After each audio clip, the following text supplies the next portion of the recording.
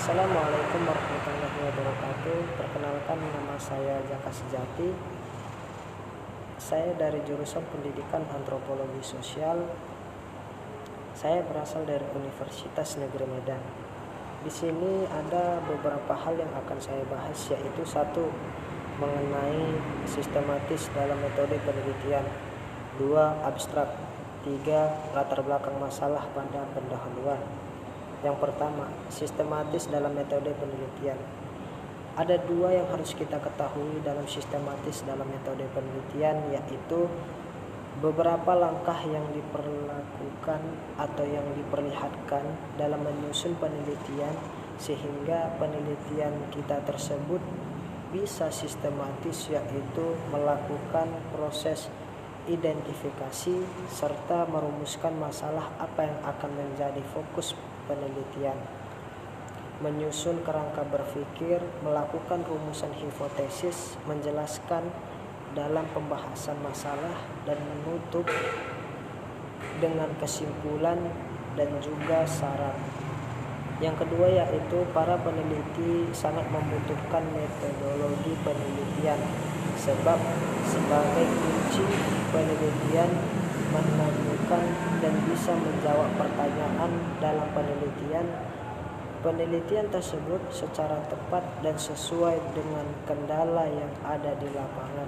Hasil penelitian harus dipertanggungjawabkan oleh peneliti mulai dari awal sampai akhir penyelesaian penelitian tersebut. Adapun yang kedua yaitu abstrak. Sebelumnya saya akan menjelaskan apa sih pengertian dari abstrak.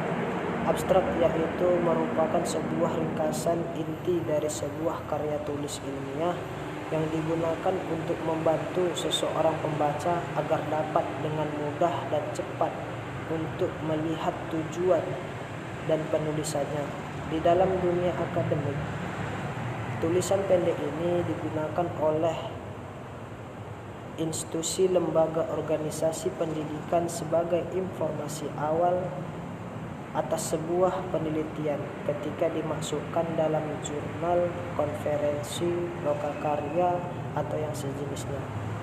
Jadi di dalam dunia maya internet, sebuah abstrak ini digunakan sebagai gambaran singkat atas sebuah karya tulis ilmiah penelitian untuk dibaca, sebagaimana hal yang sebuah display model pakaian dipajang untuk dilihat atau diuji pakai sebelum dibeli. Struktur penulisan sebuah abstrak yang terjadi saat ini menggambarkan ketidakpastian konsep atau ketidakjelasan panduan yang dimiliki tentang susunan yang jelas dari sebuah abstrak. Adapun jenis-jenis abstrak yang harus kita ketahui yaitu ada dua, abstrak informatif dan abstrak indikatif. Apa sih yang dimaksud abstrak informatif? Abstrak yang menyajikan informasi keseluruhan dengan ringkas dan didukung dengan data-data secara lengkap. Singkat kata, abstrak informatif merupakan ringkasan murni atas keseluruhan informasi dalam sebuah karya ilmiah. Yang kedua yaitu abstrak indikatif. Abstrak yang menyajikan inti dari pembahasan masalah dalam tulisan abstrak ini ditulis untuk kepentingan pembaca dalam mencari informasi dalam tulisan. Jadi si pembaca dapat menentukan untuk membaca keseluruhan tulisan atau tidak. Adapun fungsi abstrak yang harus kita ketahui yaitu sebagai komponen inti dari sebuah karya ilmiah. Yang kedua yaitu sebagai gambaran secara umum inti dari sebuah karya ilmiah. Yang ketiga yaitu sebagai bahan pertimbangan pembaca untuk membaca keseluruhan tulisan. Adapun pembuatan abstrak ada dua yang harus kita ketahui, yaitu abstrak yang baik disusun secara sistematis dan menyeluruh sesuai fakta yang dimulai dari latar belakang dan kondisi yang terjadi sebelumnya. Kemudian dilanjutkan dengan strategi atau metode pemecahan yang dilakukan.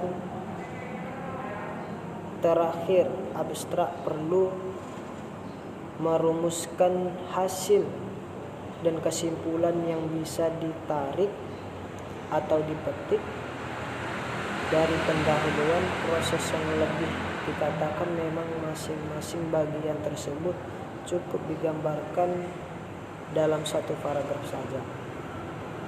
Yang kedua yaitu agar tidak hanya dapat dimengerti. Jadi abstrak ini digunakan dari orang dari negara sendiri. Abstrak biasanya dituliskan dalam dua bahasa, yaitu dengan menggunakan bahasa asal dan bahasa Inggris. Jumlah kata abstrak ini yang harus kita ketahui yaitu bersekitar antara 150 sampai 250 kata. Adapun topik yang ketiga yaitu latar belakang masalah dalam pendahuluan. Latar belakang masalah dalam pendahuluan adalah menceritakan hal-hal yang melatar belakangi mengapa peneliti memilih judul penelitiannya dalam latar belakang masalah ini. Peneliti seolah-olah sebagai detektif yang sedang mengamati situasi lingkungan, tetap kejadian perkara untuk memunculkan berbagai alasan mengapa sih memilih judul peneliti tersebut.